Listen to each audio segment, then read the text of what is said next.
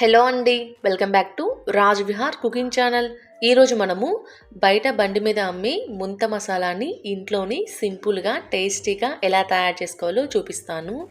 ముందుగా stove on చేసి ఒక ప్యాన్ పెట్టుకొని ఇందులో బొరుగులు వేసుకుంటున్నాను. వీటిని మొరమరాలని కూడా అంటారండి. ఇలా వేసుకొని మీడియం టు లో ఫ్లేమ్ మీద ఒక 2 నిమిషాల పాటు ఫ్రై చేసుకోవాలి.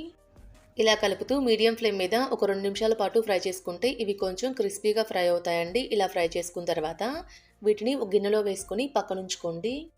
ఇప్పుడు ఇదే ప్యాన్లో కొంచెం ఆయిల్ వేసుకుని ఆయిల్ని హీట్ చేసుకోవాలి. ఆయిల్ హీట్ అయిన తర్వాత ఇందులో ఒక పావు కప్పు పల్లీలు వేసుకుంటున్నాను. ఇలా వేసుకొని వీటిని కొంచెం క్రిస్పీగా ఫ్రై అయ్యేంత వరకు కలుపుతూ ఫ్రై చేసుకోవాలి.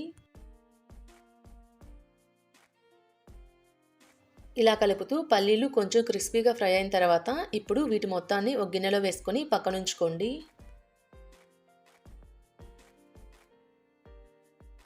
ఇదే ప్యాన్లో ఒక పావు కప్పు కార్న్ఫ్లెక్స్ని కూడా వేసుకొని ఫ్రై చేసుకుంటున్నాను. ఇవి మనం పాలల్లో వేసుకుని తినే కార్న్ఫ్లెక్స్ కాదండి.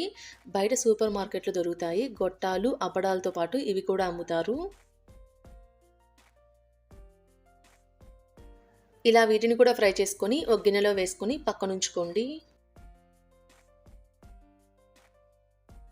ఇక్కడ నేను ముందుగా ఫ్రై చేసుకొని పెట్టుకున్న బొరుగులను తీసుకున్నాను. ఇలా తీసుకొని ఇందులో సన్నగా తరిగిన ఒక పెద్ద ఉల్లిపాయ వేసుకుంటున్నాను. ఇందులోని సన్నగా తరిగిన ఒక పెద్ద టమాటా వేసుకుంటున్నాను. అలానే సన్నగా తరిగిన ఒక పచ్చిమిర్చిని వేసుకుంటున్నాను. ఇందులోని సన్నగా తరిగిన కొంచెం కొత్తిమీరను కూడా వేసుకుంటున్నాను. ఇలా వేసుకొని ఇందులో మీ టేస్ట్ సరిపడినంత సాల్ట్ వేసుకోవాలి. అలానే ఒక 1/2 టేబుల్ స్పూన్ కారం, ఒక 1/2 టేబుల్ స్పూన్ చాట్ మసాలా, ఒక 1/2 టేబుల్ స్పూన్ జీలకర్ర పౌడర్ వేసుకుంటున్నాను. ఇలా వేసుకొని ఇందులో మనం ముందుగా ఫ్రై చేసుకొని పెట్టుకున్న కార్న్ఫ్లెక్స్ని పల్లీలు వేసుకుంటున్నాను. ఇందులోని ఒక హాఫ్ నిమ్మకాయని ఇలా రసం పిండుకుంటున్నాను.